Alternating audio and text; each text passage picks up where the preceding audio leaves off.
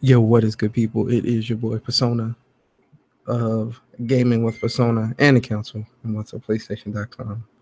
And first and foremost, if you're a newcomer, welcome. And if you're a regular, appreciate you for coming back.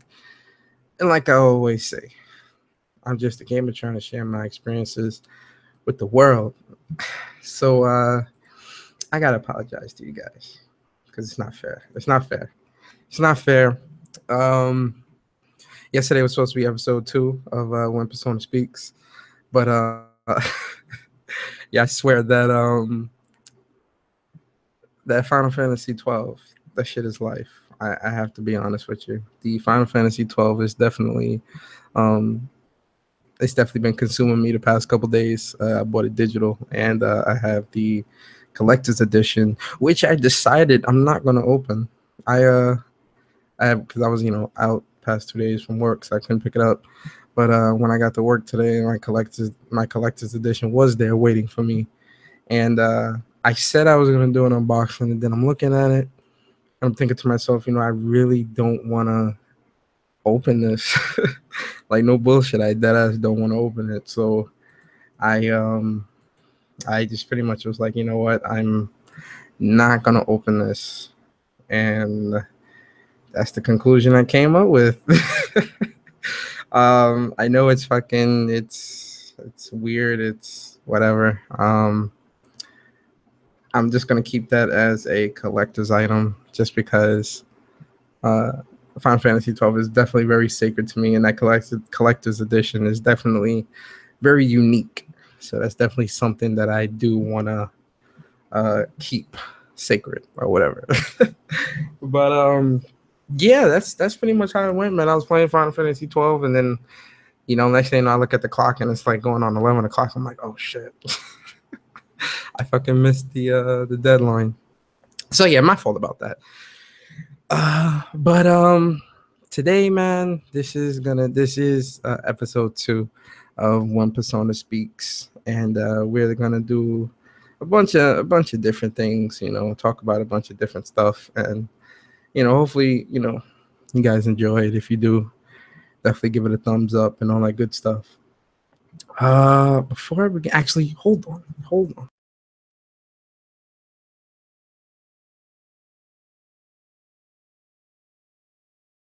Yeah, so before I begin, there's something that I wanted to do, um, because I wanted to have, there's like a special announcement that I want to make, in regards to Twitter and what the online arcade is doing right now. And for those that don't know, the online arcade is something that myself, Jay Barry, Chuck, Upside Gaming, and Mr. Official VG, that's something that we all are a part of, and that's something that we do together. We host different online tournaments and all that good stuff, and we just that's what we do. We host different tournaments on our channel. We What else do we do? Yeah, we pretty much just host tournaments. But something that we did do with the tournaments, or something that we wanted to do, was we wanted to make things a bit more, uh how do I say it? Like a bit more official, I'll say. So the way that we did that is, hold on, let me share out my I gotta share my screen for you guys. Let me see. Present to everyone. Application window, the online arcade. Boom. All right. So something that we did uh this week, actually. Yeah, this week. What we did was we created an official Twitter.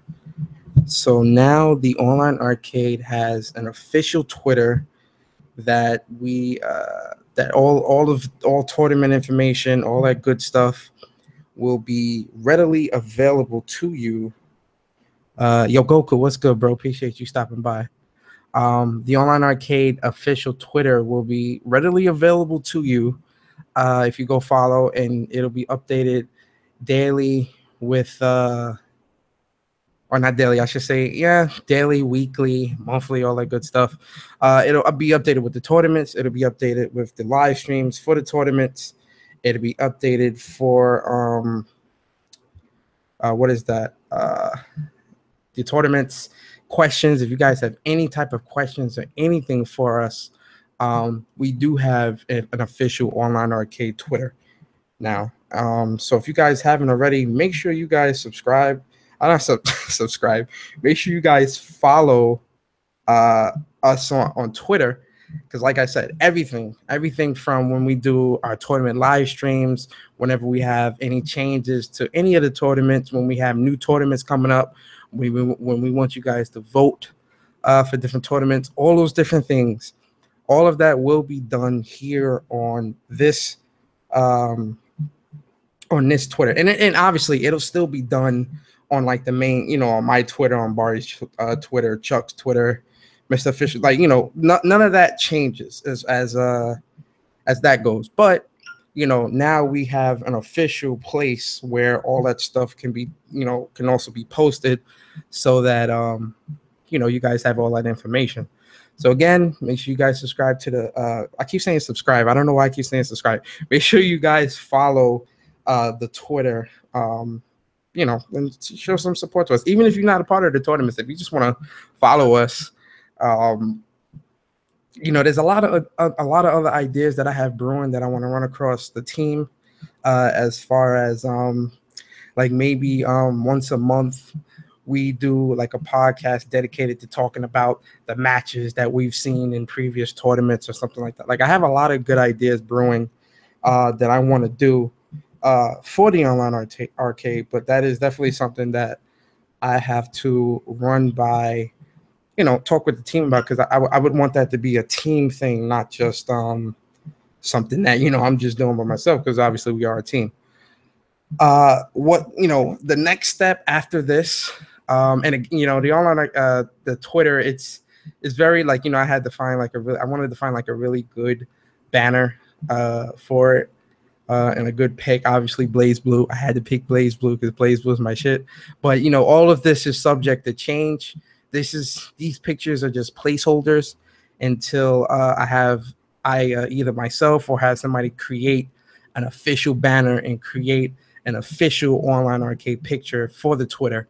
The bio and stuff like that is, pretty much standard, where you can sign up for the tournaments. The Patreon is the website that's linked to it, all that good stuff. So again, it's very bare bones right now. Like I said, I just created this 2 days ago, 2 or 3 days ago. So it's really bare bones. It's really, dry. I only got 5 followers and I'm following 5 people. But it's going to grow. It's going to grow. And with the help of all of the supporters, the amazing people out there, I'm pretty sure you guys can also, share out the link and all that stuff. The link to the Twitter is in the description of this or whatever. So that is definitely, if that's something that you guys want to do, it most definitely is appreciated. So yeah, shout out to the online arcade, man. Shout out to the TOA boys out here supporting these tournaments. If you guys want to support any of the tournaments, or if you want to participate in any of the tournaments, the links and all that is in the description of this stream. So yeah, with that being said, man, let's go ahead and jump into it. Yo, Mr. Official, what's going on, brother? Appreciate you for stopping by, man. All right, so today was a weird day. Like, I was reading, like, one thing I do, or I tend to do a lot, is I read a lot of articles. Like, I read a lot of news articles, pertaining to, gaming news articles at every day. Like, every day on average, I read maybe, no bullshit, like 15 articles, depending on the day. It's between 8 and 15 articles a day I read, or I watch gaming, vlogs and opinion videos and commentaries and stuff like that.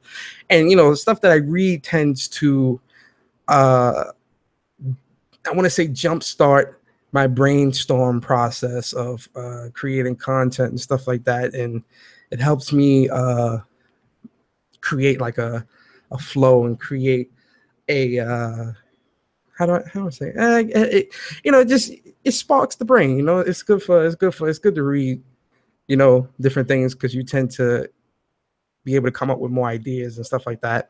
So today I was reading a couple of articles about Xbox, and Xbox right now is, I think I said this last week, Xbox is in a weird place right now. Um, when it comes to their console, when it comes to their games lineup, when it comes to the message and stuff like that that they're trying to convey to their audience. They're definitely in a weird spot right now. And something I was reading today was actually about like Xbox and Nintendo Switch. Because as we all know, the Switch is out, and the Switch is that underdog that's like bottom of the, like, like people thought it was gonna be like some bottom of the barrel trash or whatever the case may be. And the Switch turned out to be like a hit. It's like a huge success. Like, you can't, like, I don't want to say you can't find it anywhere. You can find it somewhere, but it's flying off shelves, man. The Switch is definitely doing really good right now. And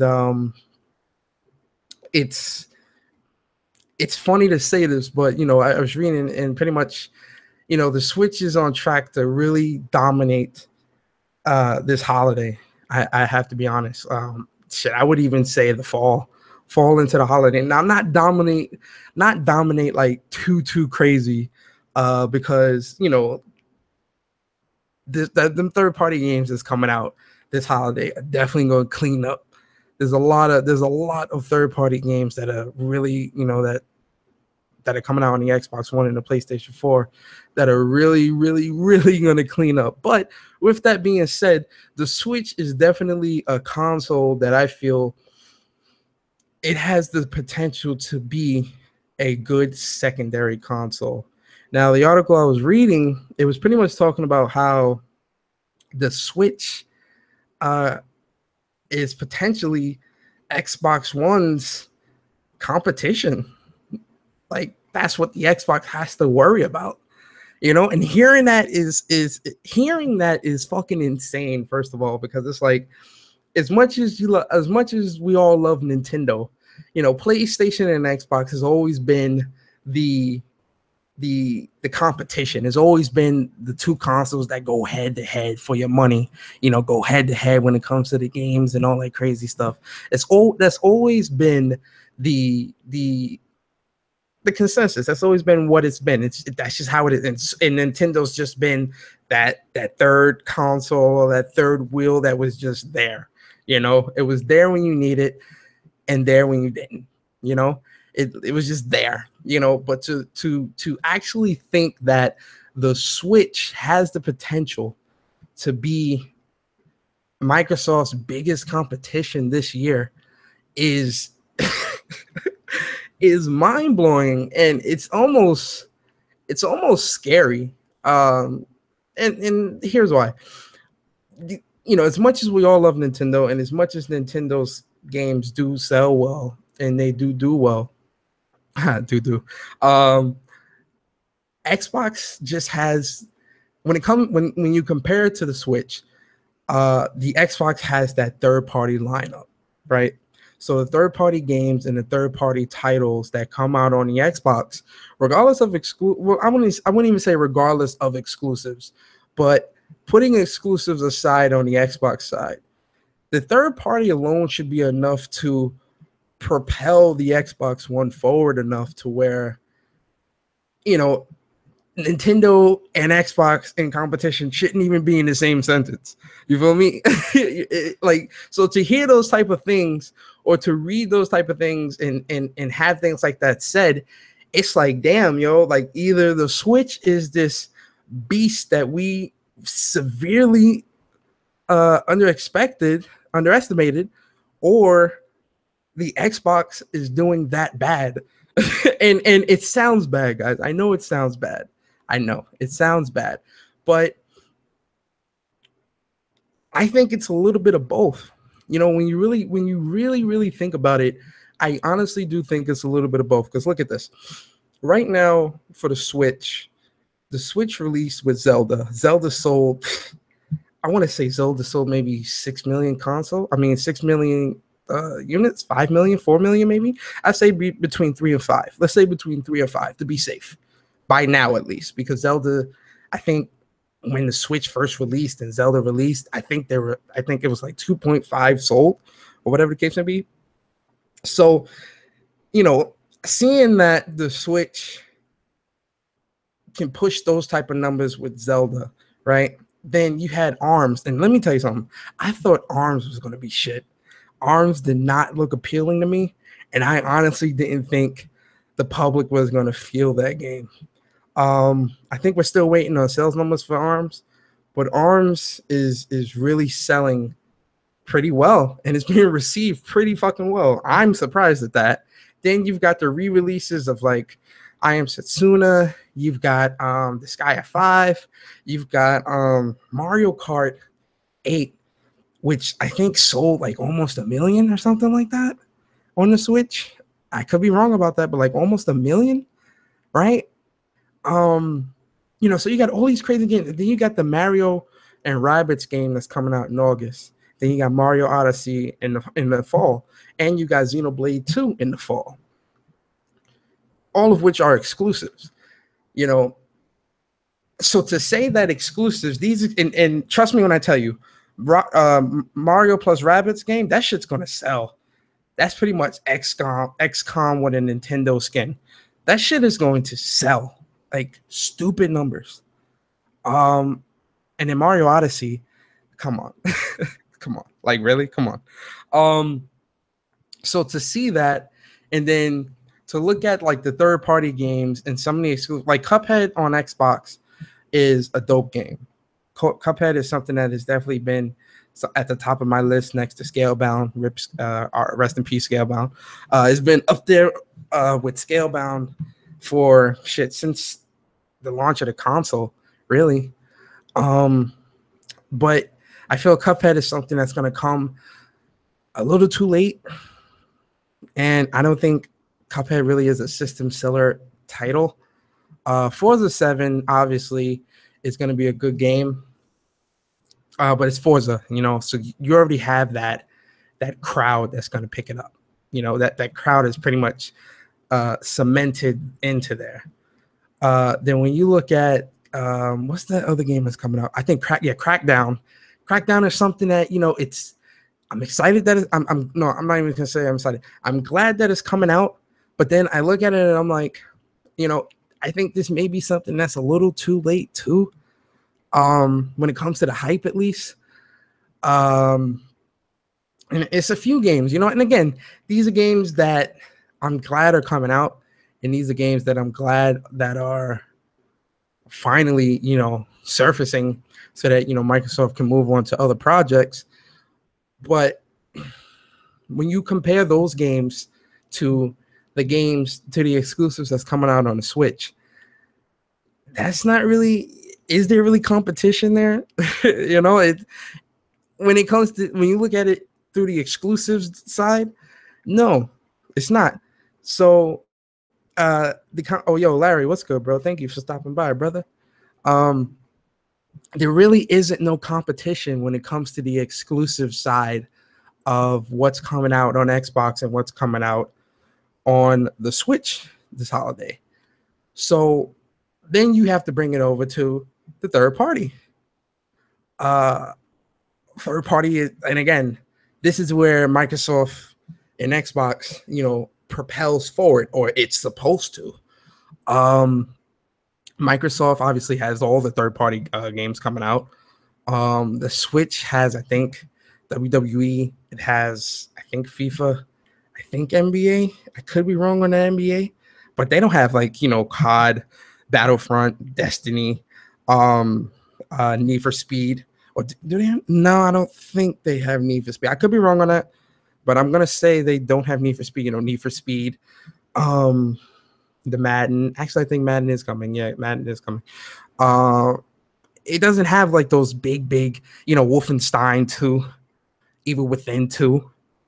What else? It's like tons of different third-party games that would propel the Xbox forward. You feel me? But then when you look at it from both sides, Where Xbox fails at, Nintendo excels. Where Nintendo excels fails at, Microsoft excels. So when you think about it, it really does balance itself out. And the statement of Nintendo is going to be Xbox's is what Xbox has to worry about this holiday. It makes sense. It legit makes sense because okay, think of it like this. We'll use 3 games, the third party games for Xbox. Destiny 2, Call of Duty World War II, Battlefront 2. Those are 3 games that it's pretty guaranteed that they're going to sell over 1 million on the Xbox. It's pretty guaranteed. I think we can safely say those 3 games by themselves will sell over 1 million apiece on the Xbox One. Now look at Nintendo. Rabbids plus Mario, Xenoblade 2, Mario Odyssey. Mario Odyssey, and Rabbids plus Mario game, both those games alone combined is easily 6 million, easily 6 to 7 million, easily 6 to 7 million sold. Then put in Xenoblade 2, that's easily another million, another 1.5 million. So we got upwards of close to 10 million sold just off 3 games for Nintendo. And then not to mention the third party bundle, the holiday bundles and the Black Friday bundles for the Switch. People are going, this Black Friday, you're going to see Black Friday fights this year. It's going to be crazy this year. Because I bet top dollar that they're going to have a Mario Odyssey bundle, special edition console bundle, all this good shit. I'm almost positive that they're going to have something like that. So looking at that and then looking at Xbox One X coming out the holiday, and I'm pretty sure, well, no, they can bundle Destiny. They can't bundle Call of Duty. They can bundle Star Wars because Sony's got those third-party marketing deals. So those bundles, those special edition bundles are going to be with Sony. So, again, it will sell well on the Xbox, of course, but it would sell even better, or it would have a more level playing field if they could, do the special edition bundles. So that's where, Xbox is hurting. And that's where the statement of Nintendo, could crush the Xbox One X this holiday. It does make sense. And, they have Shadow of Mordor, which is a good game, and which I'm pretty sure is going to sell, phenomenal on the Xbox. And they do have, they don't have FIFA, actually. No, they don't have NBA. Do they still have Madden? I think they still have Madden. So Madden is another good one where it's like, okay, Madden works. And, people are going to buy Madden. You feel me?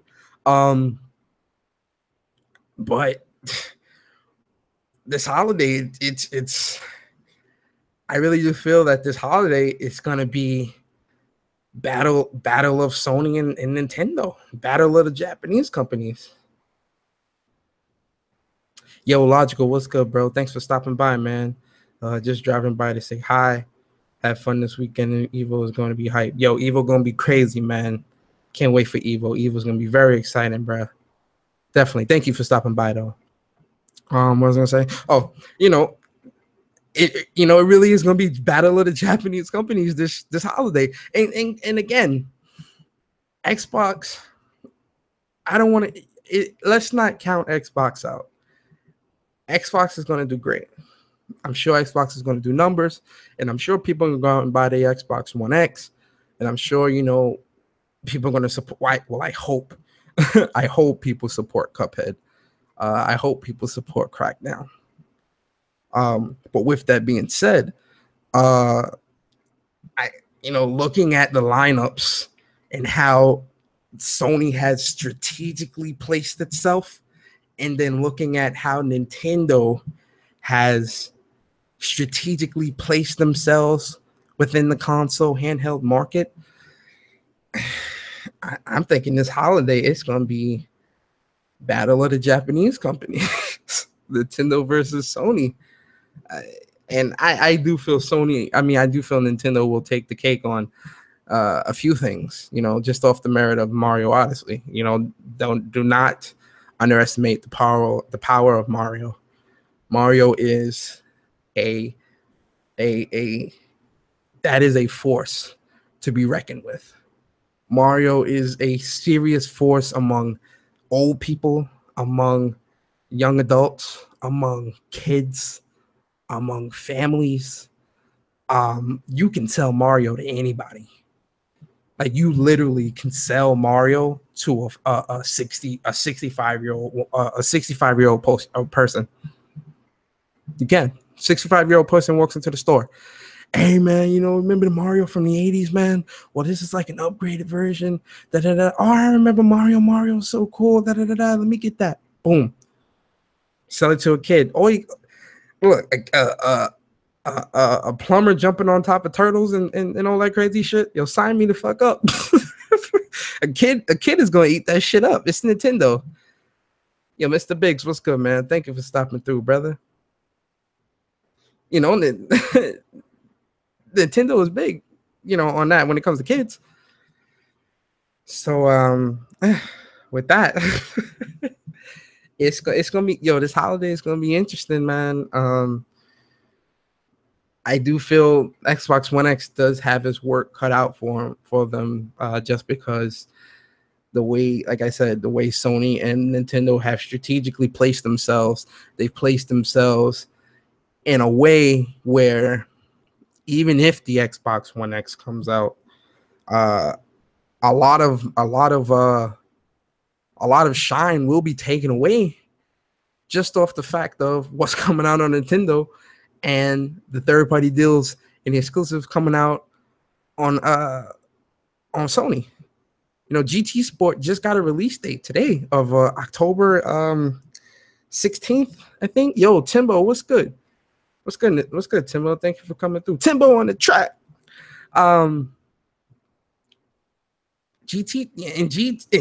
Yo, listen, people. For those that don't know the power of GT, go look at VG charts. Go look at those fucking numbers, man. GT is a serious game. Like, please do not underestimate this game, people. I'm begging you, do not underestimate GT.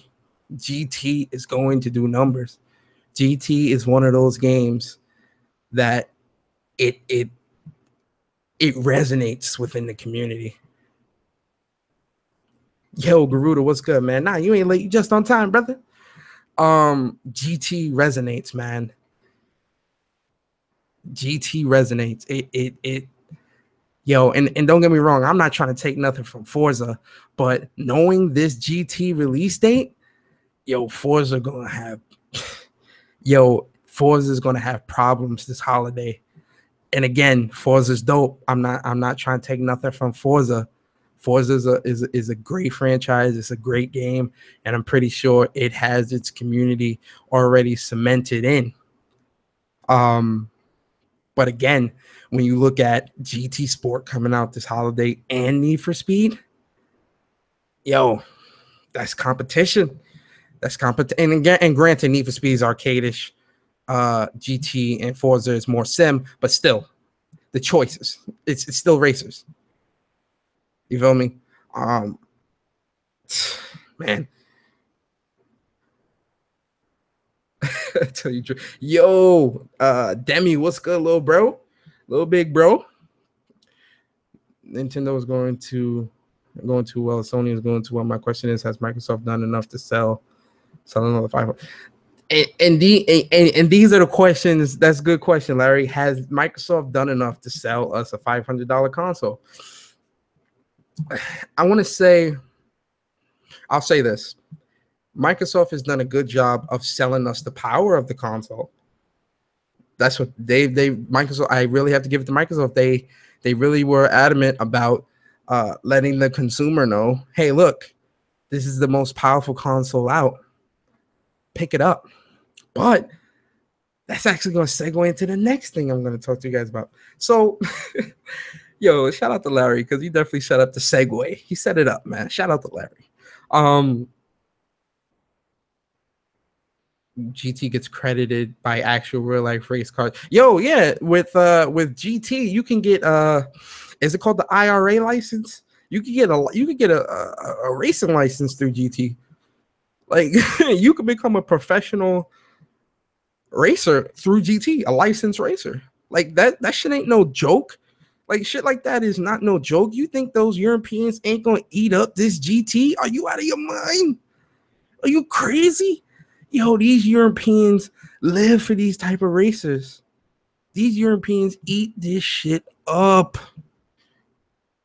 And you think GT ain't gonna sell? What? What do you what? Yo, when I hear people say shit like that, I'm almost dumbfounded. Like, what are you talking about right now, right? Like, what? You think GT Sport isn't gonna sell because Forza has like 700 plus cars? The fuck? Like, yo, when I hear shit like that, like I'm like, you guys seriously don't understand how sim racers work. You do not understand what sim racing is about.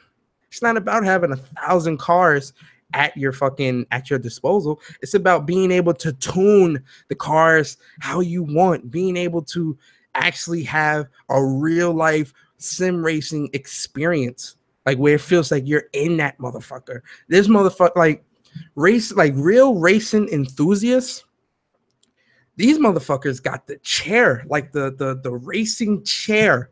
It's like shit costs like $1,000, and it's got a fucking it's got the paddles like you're driving in the car, so it's got the brake and the gas, it's got the wheel, and and shit is like $1,000 to have some shit like that. And there's motherfuckers out here that have those type of setups set up to their TV and their console and shit, and they race all fucking day. That's all they do is race. They play racing sim races all day, all night. Oh, keeping it real. What's good, bro? Yeah, I was just about to talk about that too. What did I gotta look at Larry's comment? Kind of Larry segued into something else. Oh, selling us on the power of the console.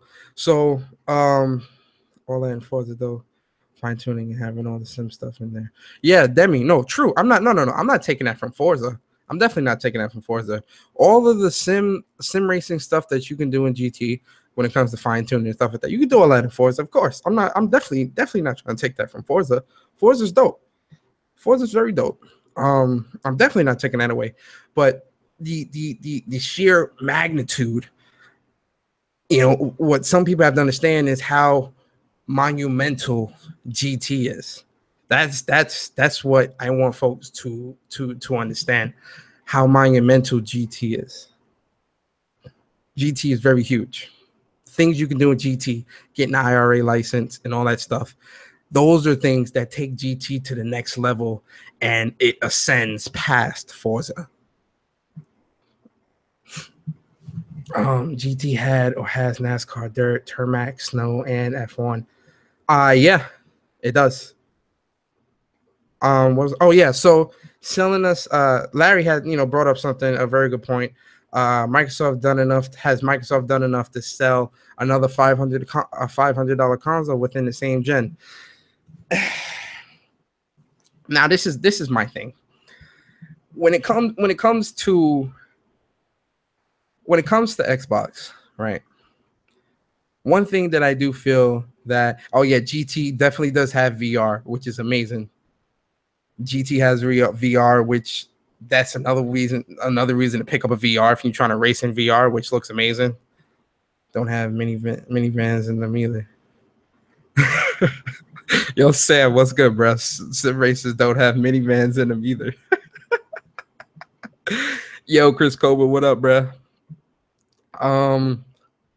Yo, so as far as like selling us on the console, like I was saying, Microsoft has done a very good job of selling us on the power of the console. They have been very adamant on saying, it's 4K. It can do all these amazing things when it comes to making the game look better. Like all these crazy, like, selling us on the power. They've been very adamant, especially during E3. They were very hard pressed about making sure that we understood the power of the console. Yo, Chuck, what's good, bro? Appreciate you stopping by. They were very, very hard pressed about that, which I respect. I respect that, and I appreciate that. Well, I don't say appreciate, but I do respect that because again, the purpose of this console, they do want to make sure that people understand it's a more powerful console, and it's gonna make your games look better, and they're gonna run it, 4K, all that different shit, which is, again, fine, whatever. But when you look at Xbox now, Xbox doesn't, and it sounds fucked up, but it's got to be said. Xbox doesn't feel like a game console anymore to me. Like, I feel like if you buy like an Xbox One X, you're buying it for the power, but you're also buying a service. It's like services now. Like everything. I feel like Xbox is going into the way of services. We have the Game Pass that's out or about to be out. We've got the backwards compatibility. They've got the mixer, which is cool. Mixer's cool. That shit's pretty dope, especially with the dual streaming and all that. That's dope. It's got the mixer. Then we've got the the different TV things and things that aren't really centered around. And then them saying that they want to make single player games more episodic and stuff like that. Those are more DLC and service. Those are more service based terms. And with Xbox, I feel as if they're straying too far from exclusives and just good old homemade gaming, and kind of moving into like the service realm when it comes to gaming. And I don't want to say that's bad, because I personally do feel that, and at some point, everything is going to be a service at some point. I do feel that, because PlayStation has PS Now, Nintendo has the virtual console thingy, and all these different things. So I do feel at some point in time, or at some point in the future or whatever, I do feel things would be more of a service. Now they have the Xbox gifting, Xbox refund, like service-based shit, like shit that's more centered around services. And don't get me wrong, that Xbox gifting shit is amazing, but and this sounds like I'm throwing shade, but I'm not. I swear I'm not. I'm not trying to throw shade. I'm just trying to give a different perspective, because I understand that people are saying like, oh shit, now I can gift games to my friends, blah blah blah.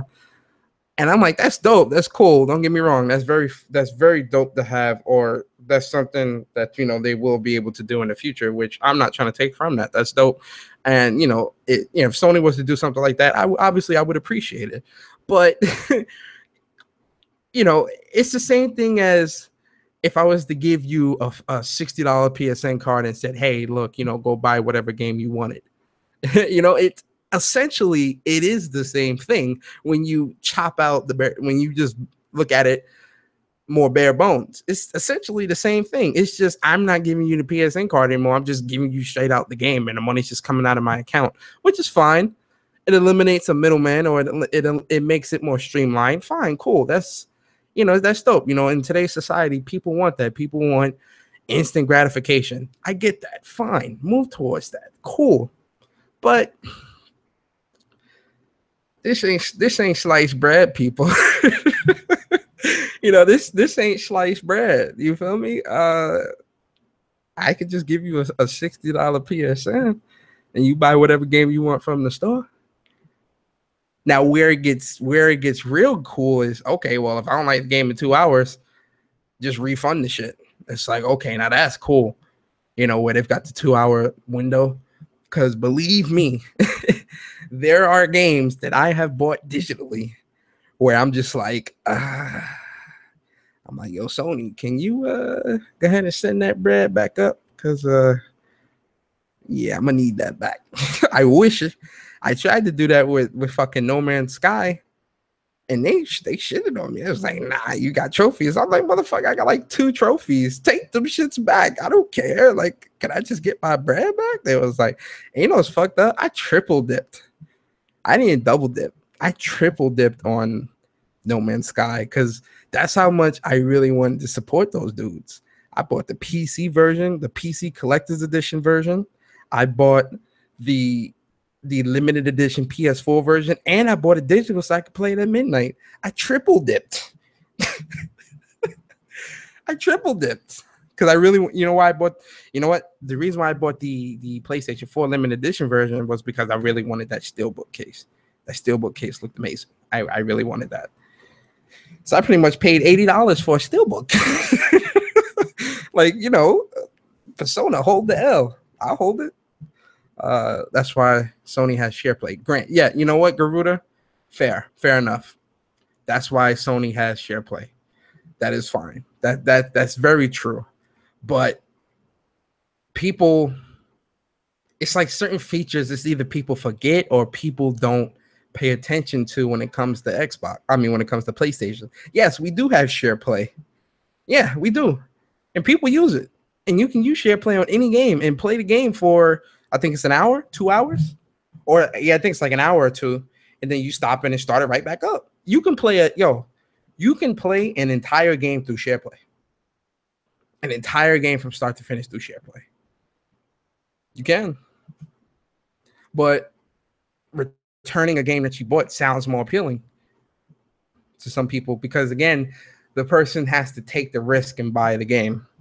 So I get where the digital refund sounds more appealing. It does. It definitely does sound more appealing. And that is definitely something I feel Sony should definitely have. I'll have to, you know, I have to be honest. Sony should have something like that in place where, you know, after 2 hours, if you ain't feeling the game, but then again, you also lose money. Like you got to look at it from a company standpoint too, man, because you can lose a lot of sales like that. You can really lose bread like that. Like it's that refund shit. Yo, let me tell you something about these companies, and this is with any company, not just the gaming companies. Yo, companies don't like refunds, man. They ain't not trying to give you back your bread. Even the ones that have good refund policies, they still not trying to give you back your bread. Yo, one thing a company don't want to do is hand you money. No. That's backwards. I'm trying to get you to hand me money, motherfucker. I'm not trying to give it back. What kind of shit is that? Yo, companies hate refunds. They hate that shit. That's why a lot of companies, they do store credit. Like, hey, you know, we don't give you your money back, but you could get, you know, $60 store credit. Which that actually sounds, no bullshit, that actually sounds a little better when you think about it. Because it's like, all right, so say you buy Assassin's Creed Origins, right? And you're not feeling that game. You're like, I'm not really feeling Assassin's Creed Origins. I kind of want to get a refund and buy something else. You know, Sony may not give you your 60 back, but they'll give you $60 credit in your wallet, and you could buy a different game with it. That seems a bit more doable looking at it from a company standpoint, because it's like, okay, I still have your money. Regardless, I still have your money, and I'm giving you the illusion that you're getting money back when really you're not. You get a credit where you can get something else for free. You're not really getting any money back. You're getting another product from them, and they'll gladly take that $60 hit or $40 hit or whatever the case may be. Sick TV, what's good, bro? I agree. Refunds should be mandatory. Refunds on anything should be mandatory. I definitely agree 100%. But it's like I was saying a little bit earlier. Companies hate refunds. Companies hate giving you back your money. They hate giving it back. You feel me? So, you know, that's why you see a lot of places, they like whenever you sell games to GameStop, right? Notice you get more quote unquote money or credit back when you get credit instead of getting cash. If you get cash, like say you sell 10 games and you get back $250. Well, then this is very hypothetical because you're not getting nowhere near $250. if you sell 10 games, depending on the games. Now, say you sell the games and you get 250, and they say, oh, well, you know, if you get store credit, you'll get 300, right? But if you take cash, you get 250. Now, granted, 250 still sounds really good. It's like, fuck it. That's a bad number. We have to do, it has to be more drastic because GameStop is real fucked up like this. Say you sell, so say you sell 10 games and in cash, they'll give you 110. They'll give you like one, say they give you $100 for 10 games, right? But if you get store credit, you get 200. And then if you're a pro member, you get an extra 15%. So that's like 225 or whatever. 215, whatever. Look, I'm not a great at math. Fuck math. But you know, you get like 250. I think it's 215. 15% of 200 is what? 15% extra is it two? No, it's not 215. It's 220. 50, 30, 218. Look, it's some type of number. Okay. So say you get back like 220, right? That's $100 more, but you're not getting no cash back. You still have to go to the store. They'll give the product because the product is already paid for. You feel me? They already bought enough quantity of the product. So the product is paid for. It's paid for already. And they just got your money as well. They didn't give you back any cash. All you got to do is go in and get the product and leave. Companies do that. Companies do that. $30. Thank you, Garuda. I appreciate you. $30. Companies do that. They'll do the credit shit, but still keep your money. The product is already paid for. Whatever you see in the store at any store, it's already, whatever you see in the store was already paid for in bulk. A lot of companies buy things in bulk and get a deal off of that. So whatever you see in the store, it has already been allotted or already been taken out of whatever store's account. So it's already paid for by them. If they get your 60, right, off an original product, right? If they get your 60 off an original product, you return that product, right? And they give you a credit, and then you take out another product, you do not get your money back. They still kept your money. They still keep your money. You just taking out another product. So they still profited the extra 60 off of you because you returned the original product that you didn't like and just took something different. You still gave them 60. You don't get 60 back. Like business is fucked up like that. Business, and this is what a lot of businesses and a lot of companies do. They do shit like this, and it creates this false reality that you're actually getting over on a company. No, you're not. You're not getting. Look, let me tell you something about these companies, man. These companies use psychologists, psychiatrists, economists, all these different types of people to mentally fuck you. Like they use these type of people to help create their business plans, their business strategies, their advertisement and shit like that. This is the shit that they do. Trust me when I tell you, if you think you're getting over on a business by getting a store credit, that is not the case. That is not the case at all. Trust me, that is not how business works. And businesses are not that stupid. Believe me. If you're getting a credit, any type of credit, it is not real cash. That is not cash. You're not getting a cash back. It's like a voucher for you to get another product that's already been paid for. So you return the product and you take out another product. That's how business works. They make you think you're in control. They make you think you're getting money back. No, I want my money back. And that's the thing that I want to know. And that's funny because we still know virtually next to nothing about this, how the refund policy and things like that will work with the return policy, the 2-hour return policy from Microsoft. I guarantee you, and you heard it here first, I guarantee you when that shit surfaces, I guarantee you that's how it's going to be. I guarantee you that's how it's going to be. I guarantee you if you buy a product, right, and you try to return it within the 2-hour time limit, I guarantee you it will be a credit to your account. It won't be money back into your card. Persona said it first. If I'm wrong, I'm wrong, and I'll take the L. But I guarantee you that's how it's going to work, because a business does not want to give you money back. They don't want to give you your money back. And they know that something like this will be exploited, because that's what we do as gamers. We exploit shit. So they know something like this would be exploited beyond hell. So why would they constantly keep giving money back, money back? They're losing money. No, these companies ain't about to do that shit. Microsoft ain't about to do that shit. You crazy? Are you crazy? Do you understand how much money they would actually lose on shit like that? You get the credit, my mans. You getting the credit. You're not getting no cash back. You're not getting cash back. They're not putting cash back into your card. They're not. They're going to put a $60 credit on your Xbox account, and you can buy another product. That's how that's going to work. I guarantee it. You heard it here first. Persona said it first. If I'm wrong, I'm wrong, like I said. But I'm pretty sure that's how it's going to be. Look, man, I took business and economics classes in college, man. I'm very good with this shit. Trust me, man. Business and strategic shit like this, I think ahead.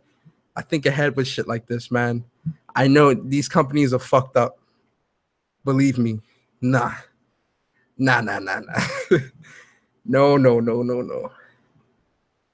That's what I'm saying, Bari. Bari, you really think dudes is about to give you cash back? No. Yo, Microsoft is not giving no cash back. Microsoft is not giving no cash back, man. Pay with cash, screw credit. Give you 24-hour return policy. If you say the disk is malfunctioning, they will just give a new copy and resell your old copy. Yep. Project Pisces. Oh shit. Oh. Yo, guys, like, take that shit into account, man. Sometimes you got to put on your consumer hat on before your gamer hat. Yo, keeping it real. You keeping it real, bro.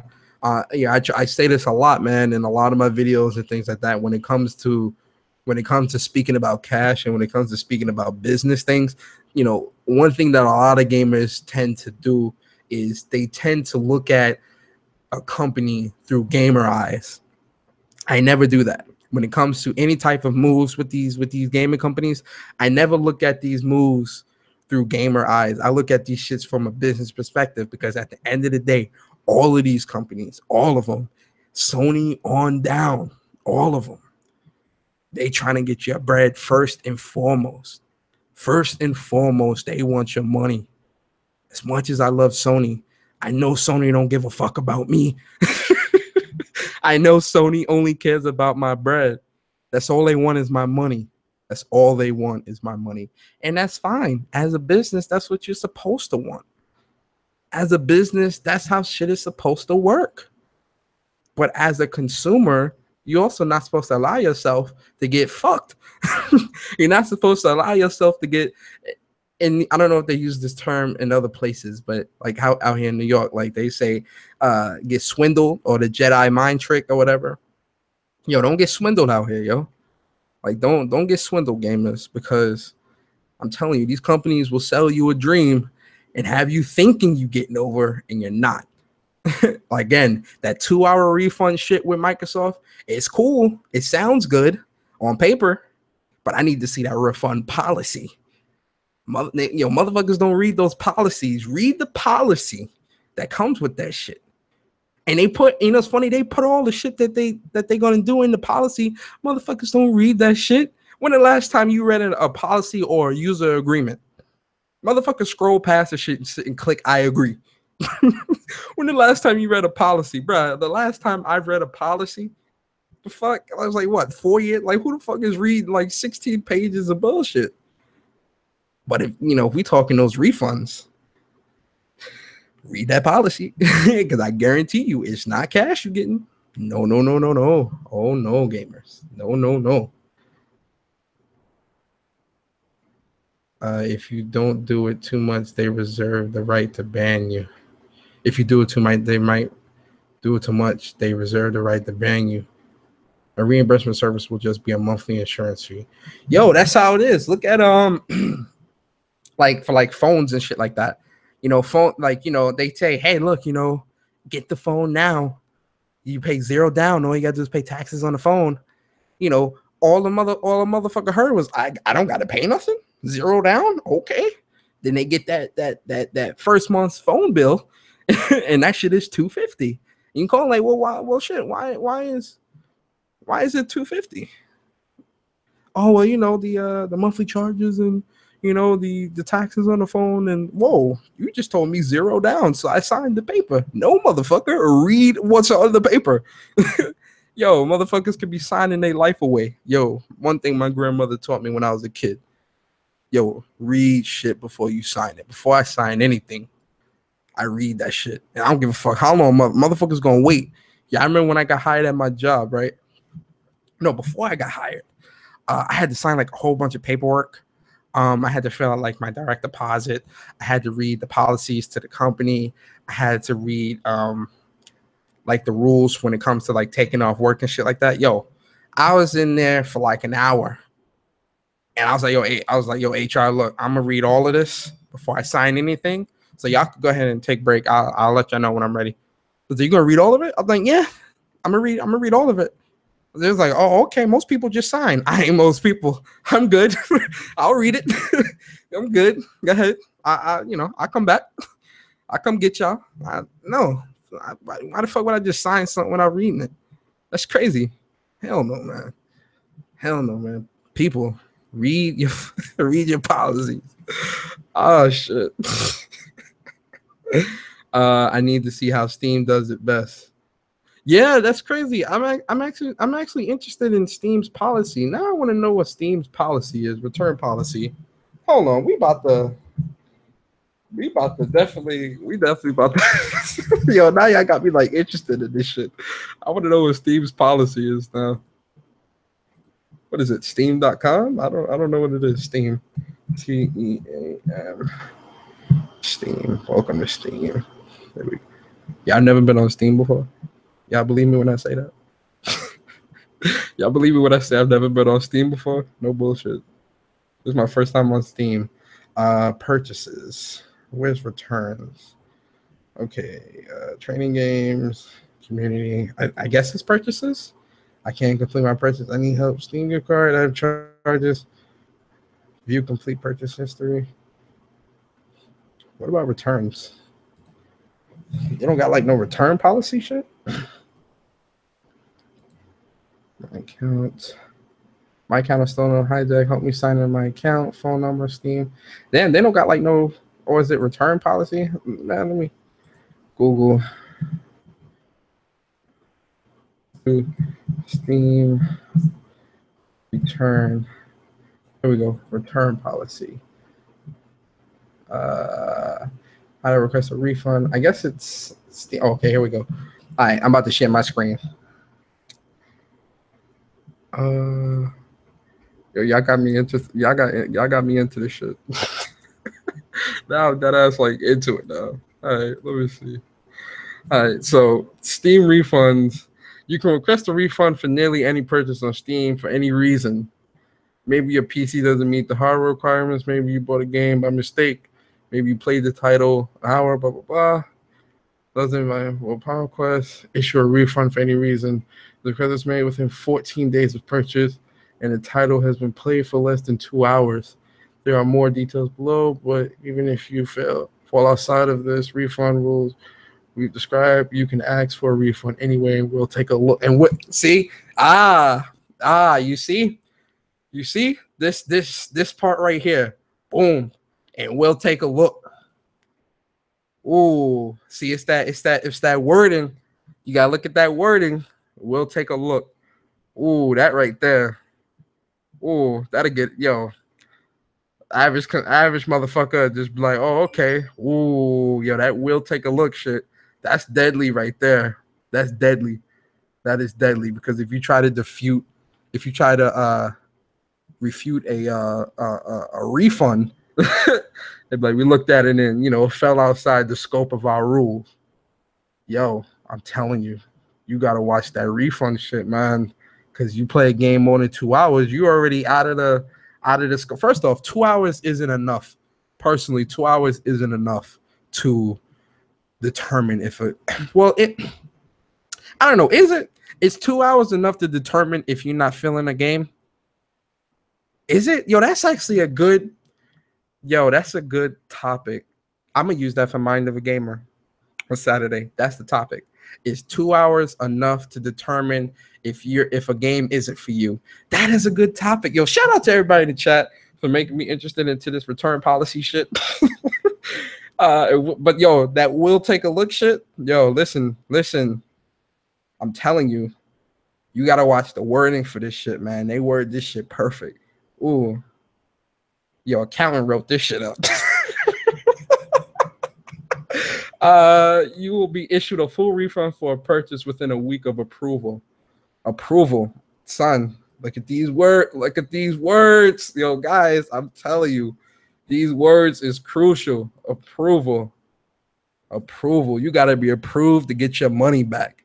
These companies, regardless of how good the fucking company is, you got to be approved. Listen to how that sound, right? That's like you giving a charger to your friend and then going and asking him for your charger back. No, nigga, give me my charger back. It's mine. Give me my charger back. No, I got to approve you to get your charger back, bro. What you trying to do? Debo status. These words, man. These words deadly. These words will. Oh man, I'm done. Oh my God, Steam refunds on downloadable content, Steam store content usable within another game or software or application DLC. A refund within 14 days of purchase, and if the underlying title has been played for less than 2 hours. That's that word. Look, man, that 2 hour shit gonna catch a lot of people up, because that's seriously a good question that I want to ask everybody. Like, is 2 hours enough to determine if a game isn't for you? Like, that's a seriously good question. Is 2 hours enough to determine if a game isn't for you? That is a serious question. Wow. You gotta watch. People, you gotta watch these words, man. It's these tricky ass words that they give you that have you like, less than 2 hours. I'm telling you. Personally, and this is my personal opinion. Personally, I do not feel that 2 hours is enough to determine if a game isn't for you. I don't know. I just don't feel like 2 hours is enough. I really don't. I don't feel 2 hours is enough, personally. Just because, I mean, you know what, EJ? I get what you're saying. 2 hours is good enough to watch a movie. True. 2 hours, but see, movies are very different though, because with a movie, they created that movie within that 2 hour frame to give you a gist or an idea of how shit's supposed to be. A 2 hour movie is more or less going to tell you a beginning, a middle, and an end within that 2 hour scope. So if you've got that 2 hour scope, it's like, all right, cool. It's been 2 hours. I understand what this movie is about, because it was built around that 2 hour frame. Video games aren't built around 2 hours. Video games are built around more or less 10 to 15 hour experiences. So to play a game for 2 hours and then be like, I want a refund, I'm sorry, like that is not enough. And that's where people fail to realize that 2 hour shit, that's That's a mechanism built into the policy to ensure you don't get your money back. That type of that shit is that 2 hour shit is genius. You understand how as a business, that 2 hour shit is genius. It is genius. You know why? Because most people are gonna go over their 2 hours. They'll go 2 hours and 30 minutes and be like, hey, can I get a refund? I'm not feeling it. You over the 2 hour limit. Boom. Boom. They're not giving you no slack. You get no slack around here. Yo, you ain't getting no slack.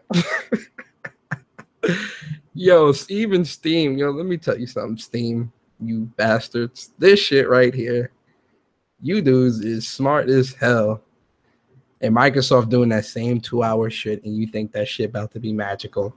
Look, man, look, let me explain something to y'all. Don't fall for the hype. Don't fall for yo, you know what? That's actually a good point. This is a good point. And shout out to EJ Johnson for this. Hell, even 20, 40 hours with extra content. Yo, you in the first 2 hours of an RPG, you didn't do shit. Let me tell you something. A good RPG or any type of even bad RPGs, the first 2 hours ain't shit. The first 2 hours are nothing. You are doing nothing in an RPG first 2 hours. You telling me those 2 hours are going to be enough? Nah. The first 2 hours of any game is supposed to be you. How do I say? The first 2 hours of any game is you getting your feet wet. You getting a gist and an understanding of how the game works. Tutorials, explanation of different weapons and different shit depending on what it is. You're not getting nothing. Yo, you get virtually nothing out of 2 hours. You get nothing. You get nothing. And companies know that. 2 hours is enough for fighting games, though. Yes, I do agree. A fighting game, you could spend an hour in the lab in a fighting game and just be like, yeah, I'm not feeling this fighter. Let me get a refund. That's where it works. It works there. Fighting games, yes. Sports games, too, I would think. Racers as well. Yeah, racers would work. Races would work as well. Yeah, it's a few titles and things like that would work. But like RPGs, action adventure games, shooters. Well, now that I'm thinking about it, would shooters work? Yeah, that's a good question. Yo, would shooters work within the 2 hour frame? I don't know. Shooters is even with shooters, you know what? I'm a go on a limb. I don't even think shooters is enough. Shooters isn't enough. Nah, shooters isn't enough to give you that feel. I still feel like more than 2 hours for a shooter, especially if you're playing online, because you can't say, "Oh, I want to return the game" because you're getting bodied online. Fuck out of here. What kind of gamer are you? You gonna return a game because you're getting bodied online? And I'm sure, you know what's funny? I'm sure some people will do that. I'm sure some people will try to return a game because they getting bodied online. Yo, what the fuck? I'm sorry.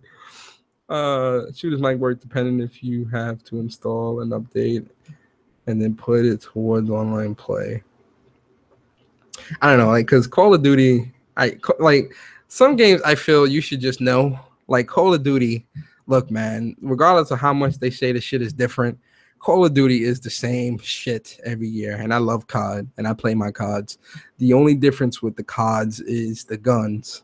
The guns, the hit detection, the map design, the map layout, and shit like that. Those are the only things that really change in COD. The overall mechanics of the game, how you move, shit like that, all that more or less stays the same. The kill streaks, all that other shit, all that is the same. So I feel buying a COD game digital, you should 9 times out of 10 know what you're getting. You should. And realistically, you should buy any COD with tempered expectations anyway. Like as much as I love Call of Duty, when I pre-ordered World War II a couple months back, I bought that with the idea of understanding, with the understanding that I may have just bought a game that I don't like, that I won't like, and I'm fine with that. Just because it's COD, man. Like COD is that's a staple in my gaming card, man. COD, I've bought every COD. I play every COD, so COD's gonna get bought.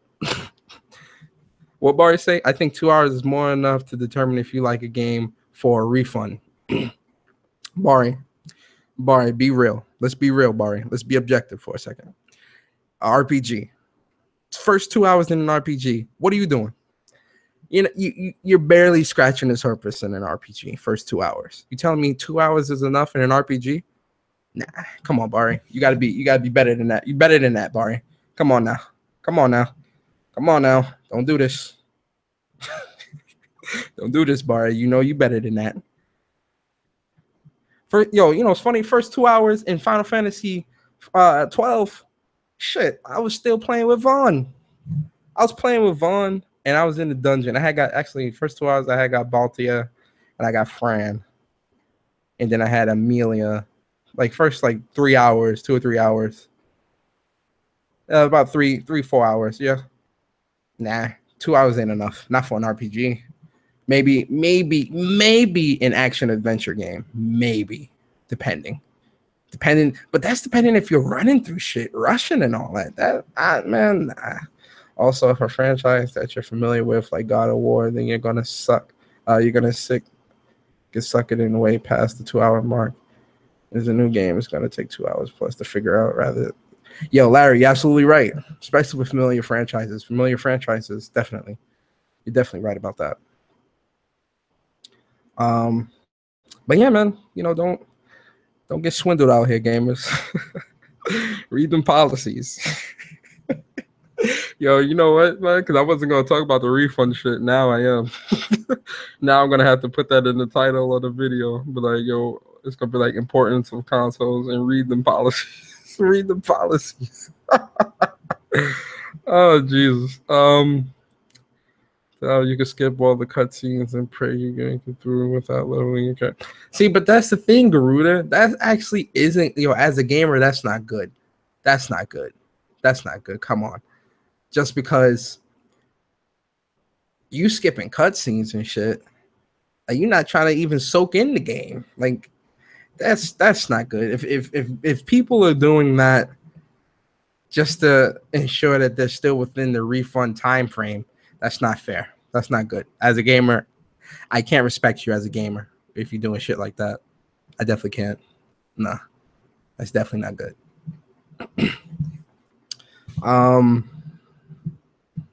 But yeah, these games is dope. I said these games are dope. These companies, man, they're crazy. But moving on, last thing I want to talk to you guys about. I did talk about the TOA reveal earlier in the order, maybe, yes, because the order was like 6-7 hours. Damn, now depends. The order definitely, because you could have got through the order. Like you could have got through the first 2 bosses of the order in like fucking no bullshit, like 2. Well, shit, you could have got through the first 2 bosses of the order in like 2 hours. 2-3 hours, depending on how quickly you was running through shit. But last thing I want to talk about, the importance of consoles, and Microsoft won't ditch the Xbox. All right, so I was reading an article, Michael Patcher, he was pretty much saying that Microsoft won't ditch the Xbox because it's still very profitable, which I do feel, and a lot of people don't like Michael Patcher for some reason. I mean, he does say a lot of stupid shit. And it's funny because this came out and then there was some type of speculation of what's this guy's name? I know I had the article up. Shit, I don't got the article now. Oh damn. There was a speculation of a new Xbox being made. Well, yeah, Sam. Indies work. Indies definitely work. Shit, you could beat an indie in 2 hours and get the refund. Indies work. But you also got to look for those underlying policies too, because it can be, the policy can be, oh yeah, you can get a refund if you try to refund it with under 2 hours, but you also don't have no achievements. It's like, what? Most games give you at least one achievement at the beginning of the game, like if you complete a chapter or some shit. So like, it's, I'm telling you, it's shit like that is shit like that, man. And policies are built to make sure you don't get your money back. They are. But yeah, Microsoft. I mean, I don't think Microsoft will ditch Xbox. I definitely don't think so because what's this guy's name, Jez, or something like that. I was looking at this shit earlier. Where was it? Hold up. Already have. All right, so this guy name is not secure. What the fuck? Info-G acting up. What the fuck are you doing? Oh no, I'm so sorry, guys. I'm trying to. Yeah, they won't. Info-G won't let me in. Holy shit. But yeah, so pretty much this guy named Jez Corden or whatever his name is. He, I guess he works for Windows Central or whatever. He was pretty much was confirming that, or speculating that, or I don't want to say confirming, but rumor is that there's a new Xbox in development or being talked about or whatever the case may be. It's already got the designs and all this other shit. He's saying it's not going to come out for like 2 years. It's not coming out within 2 years. It's probably going to be a little bit longer than that. But regardless if this is true or not, or if it's speculation or whatever, I personally I don't like shit like this. Shit like this can hurt the like shit like this can hurt like the perception or how people perceive the Xbox One X. No bullshit. Like regardless how long out it may be, hearing shit like that could hurt. Where people look at it like, well, I can just keep my regular console and not having, and not buy this. Just wait for the newer one. Like I don't know. Like technology nowadays is like it's so rapidly evolving and so quick. It's like, especially now, like shorter console generations are. I personally feel shorter console generations are fine, but it's only if it's within the scope of affordability. Because one thing that's very important when it comes to consoles that I feel needs to maintain its importance or whatever, however you want to say it, it's the affordability of the consoles. I think a lot of us as kids, especially if you started gaming as a kid, you ain't come out the womb playing on PC. If you are a PC gamer listening, as cool as PC is, and as awesome as PC is when it comes to the things that they can do, when it comes to graphical fidelity, frames, resolution, all that good stuff, and the customization and things like that you can do, most people didn't come out the womb playing PC. Right, most people started their gaming careers or started their gaming lives on a console. And regardless if you evolved from consoles to PC, that does not take away the merit, or it does not take away the importance that consoles have. Too many times I've seen people on Twitter, Facebook, and gaming groups, whatever, pretty much denounce consoles. They talk about how consoles ain't shit, consoles are weak, consoles are this, consoles are that, blah blah blah. And it's like, you ever heard the term never forget where you come from? I think a lot of people or a lot of gamers really have forgotten, and this is on all sides, man, honestly. This is from PC on down to fucking Sony. I think a lot of people really have forgotten where they come from when it comes to consoles. I've heard people say, they hate Japanese games. but they started gaming in the fucking 90s. How the fuck do you start gaming in the 90s but hate Japanese games? All you was playing in the 90s was Japanese shit. You wasn't playing no American developers weren't as out there as they are now when it comes to fucking games back in the 90s. You was playing Japanese shit. Every console in your house in the 90s was a Japanese console until 90 when the PS1 come. Wait, no, not even PS1. Xbox OG Xbox came out when? 2001 or something? Look, my dates are off, but you get what I'm saying.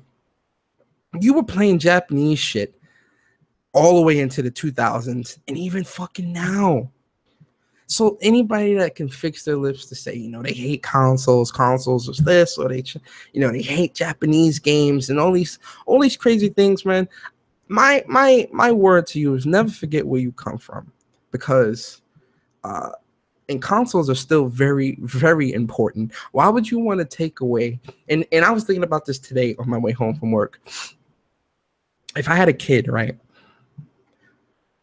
I would want my kid to experience consoles. I would want him to play, handhelds and shit like that. Like, Nintendo's consoles, the PSP. When I was a kid, man, playing that Super Nintendo 64 and all that, bringing my Game Boy Color to school and playing Pokemon Yellow. That shit was magical. Like, shit like that was magical as fuck, man. And that's, the power and the effect that console games or console gaming has had on not just myself, but on a lot of people that play games today.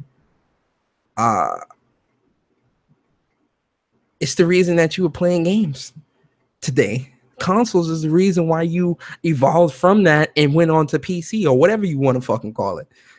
So to completely denounce consoles and I see articles where people are saying, oh, consoles need to die. Like, are you fucking kidding me, bruh? What? The purpose of consoles has always been an affordable way of gaming. And granted, PC isn't like, especially now, you can build a decent PC for a decent price. You could build there's been plenty of mock-ups and plenty of explanations and videos on how you could build a Xbox priced, price point PC or a PlayStation price point PC, and it's just as powerful or a little bit more powerful or whatever the case may be. But again, that's a preference. That's a preference. That is a choice. You understand? And I think that's what a lot of gamers fail to realize. And I hate to go off topic from gaming, but it's important to the point that I'm trying to make. In life, right? One of the most powerful things that we have in life is the power to make decisions.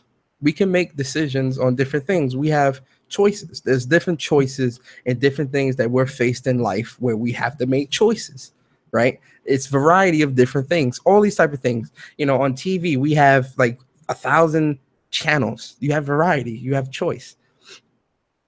What a lot of gamers, especially PC gamers, what a lot of them, what I realized and it's not all PC guys, it's those real hardcore elitist fucking weird PC dudes that really do push this narrative. But something that I noticed is where they say consoles need to die, right? And it's like, why would you want consoles to die, right, and eliminate an avenue or eliminate a choice for a kid coming up to make? So you just want people to just come out the womb with a mouse and keyboard, right? Fuck out of here. Fuck out of here. And again, there's nothing wrong with PC. There's nothing wrong with PC. PC is the most powerful, blah, blah, blah. Yes. Okay, fine. Like, look past that, right? Why would you want to take away that choice? That choice is very powerful. That's a powerful choice. Like, it doesn't seem that powerful because it's just video games. Who cares? But that choice really does determine how people will look at consoles or look at games. You know, having that choice to be able to play either the PlayStation 7 or the fucking PC, that's a choice. Playing a handheld or a console, that's a choice. Being able to play all three, that's a choice. That's a choice. That's a variety of different things. There's different avenues. You know, so when people say consoles need to die or consoles aren't important anymore, I'm like, where? PlayStation is at 60, 65 million consoles sold. Xbox is at 30 million. Nintendo Switch is flying off the fucking shelves, slated for 10 million sold just this year. Where is it? Consoles not important? I need to know. Some of the best exclusives are still on consoles. So where? You can't play no fucking Mario Odyssey on PC. You can't play God of War, the new one on PC. You can't play Detroit on PC. You can't play Spider-Man on PC. You can't play Horizon on PC. You can't play. Well, I was going to name some. I'm sorry, guys. I was gonna start naming Xbox exclusives, and then I had to think for a second. I'm sorry. I'm so sorry. I was gonna start naming Xbox exclusives, and then my brain was like, "Hold on, Persona. Hold up now. Wait. Slow it down, brother. Slow it down." Okay, but you get what I'm saying, though. You feel me? Some of the best games are still on consoles. Some of the best memories I have are on consoles. When I met my first gaming crew online in COD, and we was busting ass all night, every night, that's a good memory. When I was a kid and my mom brought home this big ass bag with wrapped up shit, and she wouldn't let me open it till Christmas, and it was a motherfucking Super Nintendo, I lost my mind.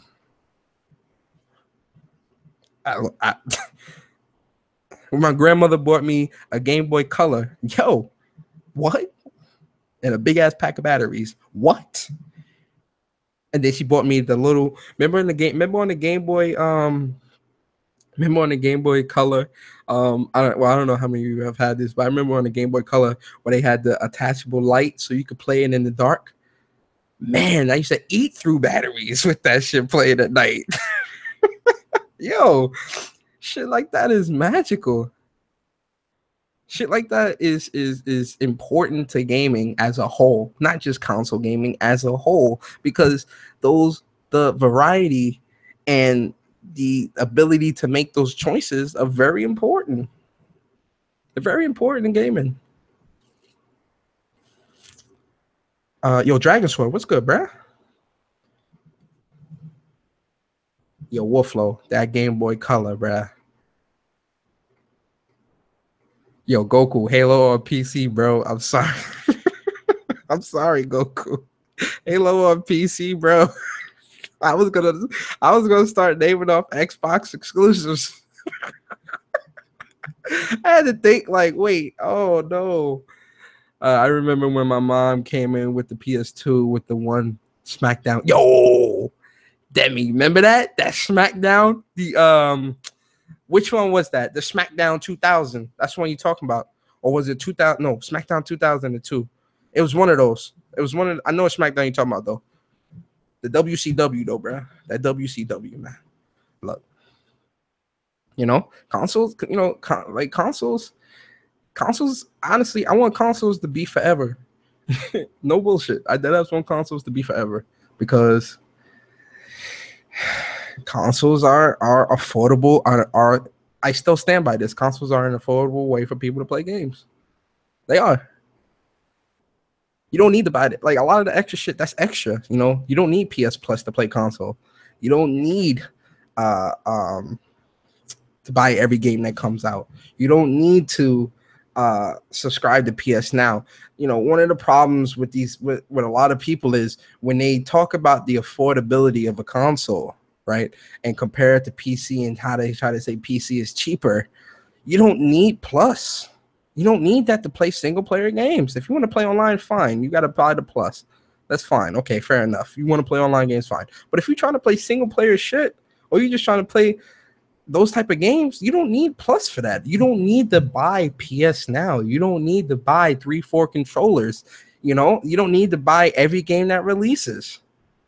You can buy games that cater and appeal to you and be happy. You know, you can buy 3-4 RPGs and be set for at least 6 months. You feel me? Like, you don't need Plus to be in party chats. So you can still talk with your friends, laugh, joke. So, you know, and then you got Netflix, Hulu, YouTube. Like, you still have all those extra things. So it's like, you know, when people start trying to put in the cost of the Plus and all this other shit, and, you know, was an internet connection required for a PS4 when it first set up?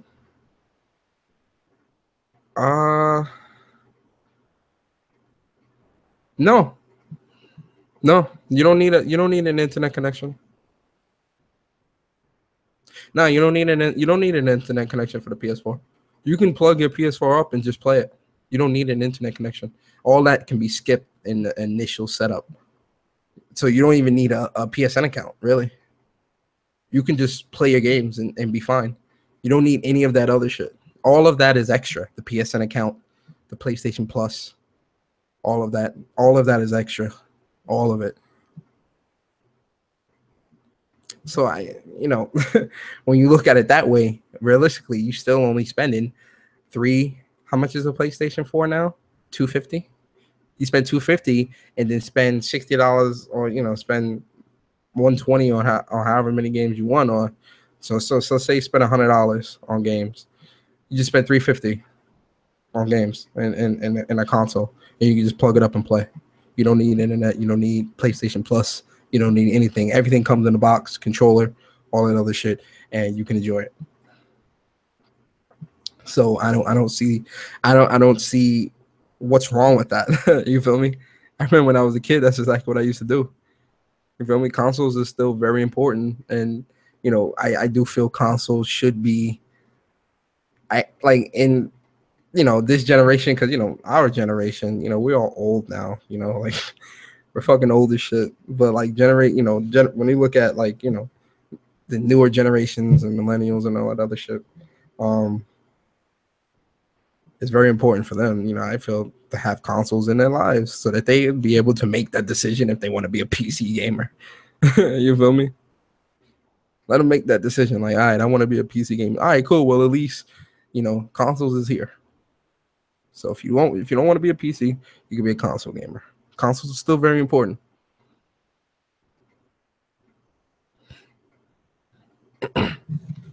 Shit, I mean, shit. This generation, a couch co-op is.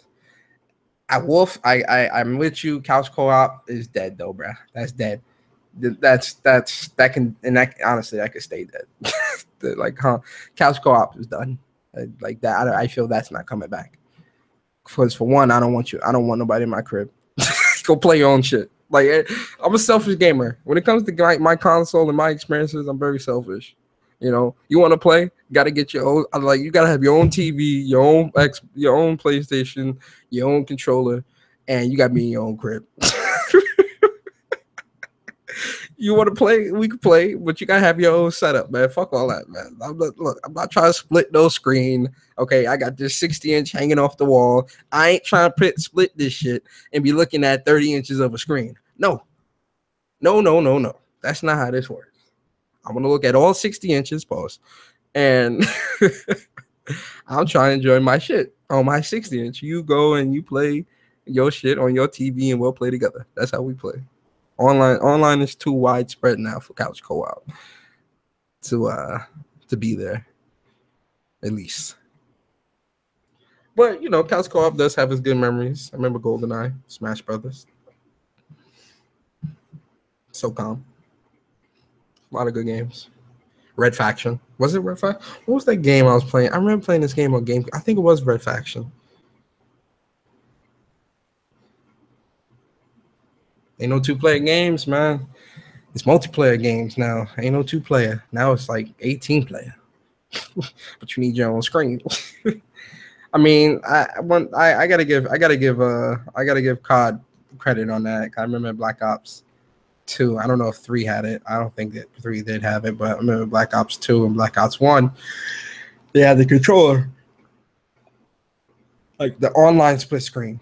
where like you both can go online and kill shit. I'm like, all right, that's cool, but I'm trying to look at this 60-inch, man. Oh man, but yeah, I think that's pretty much. That's pretty much what I want to talk to you guys about. Oh, before we even go into the outros, I just want to, because I know it's more people in here, so I want to just show you guys the online arcade Twitter real fast. Where is it? Online arcade. Here we go. Sure. Okay. Because there's more people in here now, so I'll just show it off again. So yeah, man. For those that don't know, myself, Jay Bari, Upchuck Gaming, and Mr. Official VG, we all are a part of. Uh, I don't. Do I call us business partners? I don't even know. I'm gonna call us business partners. Whatever. We're all business partners or whatever, or we're all a part of what's called the online arcade. And the online arcade is, for those that don't know, it's a environment for all gamers to come and participate in friendly, competitive tournaments, completely free of sign up. And there's cash prizes, there's game giveaways, and all that good stuff. And that's something that we all do. So with that being said, we're trying to build up the online arcade to be much more larger and widespread. And part of that build up is creating the official online arcade Twitter, which was created earlier this week, Wednesday, I think it was. Yeah, I think it was Wednesday. So yeah, that's something that we created, and something that we're definitely trying to push. And pretty much with the Twitter, you'll definitely see, like the tournament signups will be here. If you want to ask us any questions about any tournaments, you can ask them here as well. You can also ask us in the Discord or whatever, or hit us up personally. But this is a more centralized area where all the tournament links and things like that will go from now on. And obviously it'll still go on our individual pages as well. But we're definitely trying to be a little bit more official with everything that we're trying to do. The tournaments are on the description. We've got the tournament sign up, which is the toa.challenge.com. We got the Patreon there and a nice little bio. And these pictures, these are pretty much stock photos. I still have to create. We still have to create official online arcade pictures and a banner and stuff like that, a bit more professional looking. And something that I definitely, like I said, I was going to talk to the fellas about was doing like a monthly online arcade chat where we talk about some of the amazing fights that we've seen in like that month's tournament or the month before that tournament or whatever, and just talk about the fights and stuff like that. And another thing that we are going to start doing soon is doing like highlight reels, highlight videos, and trailers for upcoming tournaments and stuff like that. So there's a lot of different things brewing in what we're trying to do. We're definitely trying to grow, definitely trying to get a lot bigger. So and this isn't just for participants in the tournaments. If you want to just follow us on Twitter just to support, that's also appreciated, man. Definitely appreciated. So if you want to follow us on the online arcade at the online arcade, and yeah, that's pretty much it with the Twitter, man. The online arcade official Twitter is up and running. Go follow, go support. Hashtag support. Hashtag support your boy. Support your boy. Achilles, a Smash tournament is something cool. We would have to work out the details on how that would work, because I think myself and Bari are the only ones with Switches, and I don't think they announced if the Switch is going to be getting a Smash release. If it does, then definitely be something interesting that we would do. But as of right now, most of the tournaments, well, not most, all of the tournaments as of right now do take place on the PlayStation 4. And we are in talks about trying to do a KI tournament. I'm not sure if that's going to work. We got to see, if the excitement and is there, the support and all that stuff. But I'm definitely open to a KI tournament. I still have my Xbox, but it's just a matter of getting people to sign up and participate in that. But yeah, like I was saying, this is the online arcade Twitter. Definitely support, like I said, support us, man. We definitely trying to grow. We definitely trying to get bigger. Definitely trying to get bigger out here. But yeah, that's definitely it with the Twitter. Yeah. But dive kick, dive kick, that'd be crazy. But with that being said, man, I think I'm going to a PlayStation All Stars 20 would be dope. But that's if they bring out like a new one, that would be cool. But that old one, oh my god. I don't know. But yeah, man, with that being said, I definitely want to thank everybody that came through to episode 2 of When Persona Speaks. It was definitely a really, really good conversation. It actually was a lot more deeper than what I had paused, by the way. It was a lot deeper than what I had anticipated. But it's definitely good conversation, man. This is definitely something that I really do enjoy doing. And I hope you guys do enjoy the content. Like I said, this is a weekly series on my channel. It's supposed to be every Wednesday, but I might make it every Thursday. I don't know yet, but either every Wednesday or Thursday at 7 o'clock Eastern Standard Time is when Persona Speaks happens. Every Saturday is Mind of a Gamer podcast on my channel as well. So if you haven't already, make sure you subscribe to my channel. There's a lot of good content on the channel. I still do my live streams. I haven't been live streaming lately because right now I'm playing Final Fantasy 12, and I'm grinding heavy, trying to level grind and try. Shit, I haven't even got all the characters yet. Like I restarted twice because that job system shit, man, fucked me up, and I was fucking up on my stat layout and stuff. So I may have to restart a third time if I can't go back. If I think I have an earlier save, but I'm gonna restart again because I fucked up on the jobs again for the characters, and I fucked up on the license board on picking some of the moves. I fucked up, man. I'm very pissed off because I was actually a great deal into the game.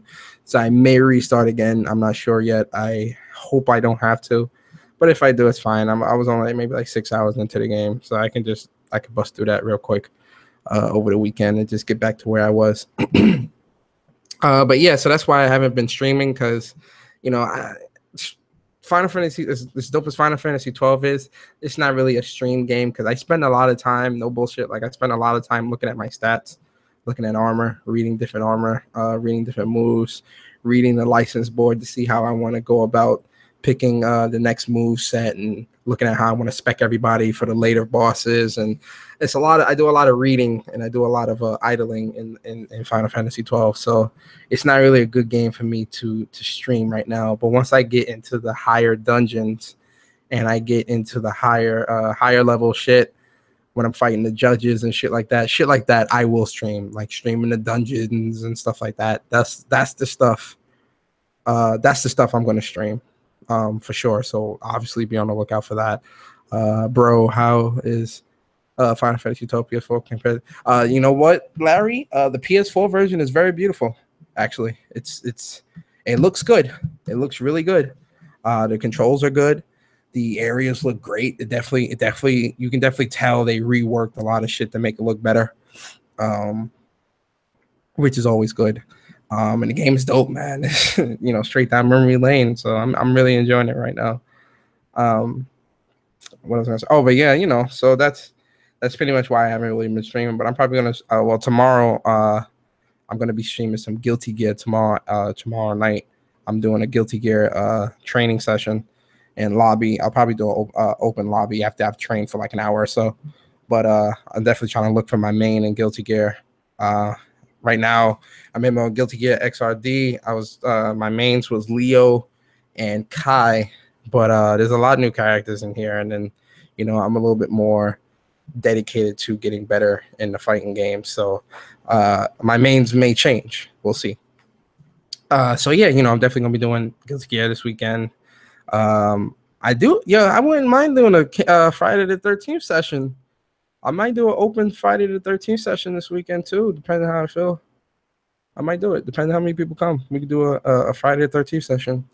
Also, tomorrow evening, myself and Jay Barry, we will be guests on the Platform Live podcast, man. Shout out to those Hard Knock Gamer boys, HKG boys in the building. Shout out to them, man. I'm really excited for that, actually, because those are definitely a really good group of guys that definitely support mine and Bari's channel a lot. And we both support them as well. And they're really cool dudes. Mike, Leon, Danny, and the rest of them. Achilles, I think, is on there as well on the podcast, and there's a few cool dudes on there, Preston, all of them. So big shout out to them. Definitely excited to be on that. So I'm gonna be on that tomorrow evening as well. So make sure you guys definitely subscribe to their channel, the Platform Live, and check out me and Barry's thoughts, man. We definitely going, council in the building. The council definitely in the building on the Platform Live tomorrow. So yeah, definitely shout out to them. And like I said, Mind of a Gamer is this Saturday at 11 a.m. Eastern. Start your mornings off right. You guys know you can't start your Saturday mornings off without a little bit of mog, man. You need some mog in your life.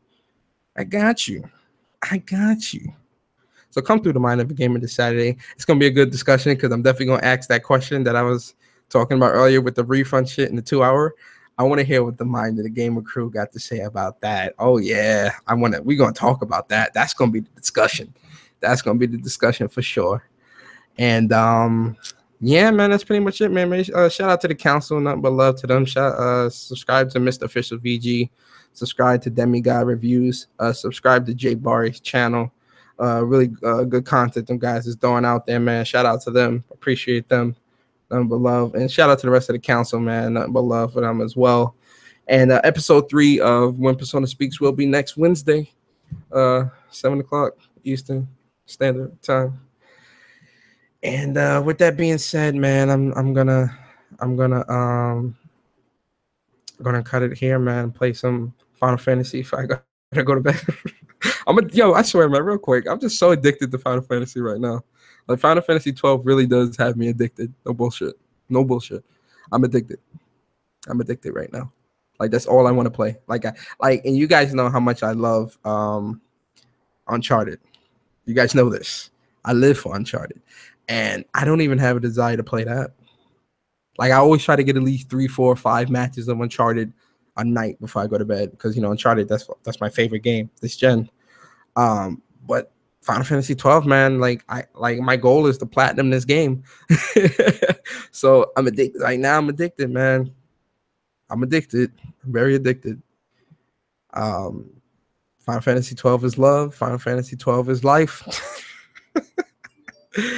And with that being said, man, yeah, I hope you guys have a good night. Have fun gaming. Have fun with your family or whatever you guys trying to do.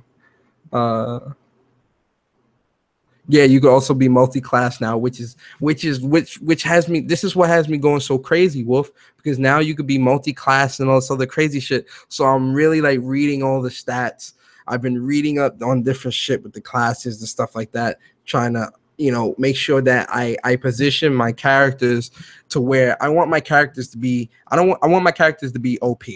Right. Once my characters get into the super high levels, I want my team to be stupid. Like I already have my team. How it's going to be. I got Bosch. He's going to be my tank. Vaughn's going to be my DPS. Is Fran going to be? No, Pinello will be my healer. Okay, I got it. Okay, Bosch is my tank. Vaughn is my DPS. Pinello will be my healer. And Ash will be my debuffer-ish type character, black mage, shit like that. She'll do a lot of the status effects and ailments and stuff like that, and she's gonna be like a DPS mage. That's what she's gonna be. So the way she's gonna do it is Ash is gonna be my ranged DPS mage. Vaughn is gonna be my up close physical DPS. Bosch is going to be my tank, so all enemies are going to be on him at all times, so I don't have to worry about Vaughn taking damage. And Pinello's going to be in the back with Ash doing stupid damage. She's gonna not stupid damage, stupid heals. She's going to be throwing out dumb heals. I'm trying to have my team OP. I want my team OP as fuck. Fuck Fran, because she ain't shit. And that's it. I might pull Fran out time and time again. Fran, I don't know, man, because I was reading up on her, man, and her fucking, she sucks at everything. But I'm probably gonna have Fran as a, I don't know. Fran is probably gonna be an an archer healer, I guess, range healer. I don't know. I'm still trying to figure out Fran, but Fran red, Pen black, Vaughn knight, Bosch white, Mouth breaker, Ash samurai. Oh, that's a good setup. That's a good setup. That's definitely a good setup. Fran red mage for me. I might make Fran red mage. I have to look at the board because Fran doesn't excel at anything, so it's like it's hard to kind of match her job. You can kind of pick everything, but her stats are so shitty. It's just like, eh.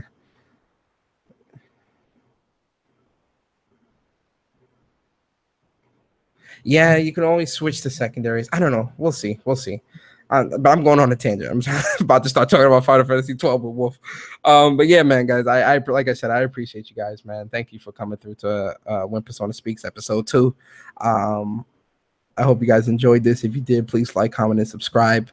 And like I always say, I'm just a gamer trying to share my experiences with the world. And I'm out of here. Peace.